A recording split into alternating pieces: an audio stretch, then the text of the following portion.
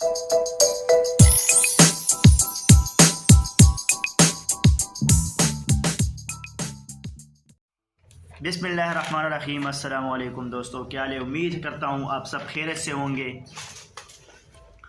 दोस्तों मैं आज आपके लिए एक ऐसा प्रोडक्ट, ये वीडियो उन लोगों के लिए है जो कहते हैं कि भाई मुझे खांसी है, मुझे कफ है, और जो है ना मैं सिरप भी पीता हूँ, टेबलेट भी खाता हूँ, उसके बाद भी मैं जो है ना ठीक नहीं होता। तो ये वीडियो उन लोगों के लिए है जो ठीक नहीं हो पाते। प्रोडक्ट शेयर करने जा रहा हूँ जिसके बाद वो ठीक हो जाते हैं। बाकी शिफा तो अल्लाह के हाथ में है, लेकिन ज़रिया हम है, काम हमारा है, शिफा अल्लाह के हाथ में है। तो दोस्तों वीडियो आखिर तक देखें ताकि आपको भी समझ आ जाए। तो ये वो प्रोडक्ट है डेल्टा कोर्टेल प्रेडनिसोलोन फार्मूला। ये नहीं मिल रहा, ये फाइज़र कंपनी का है।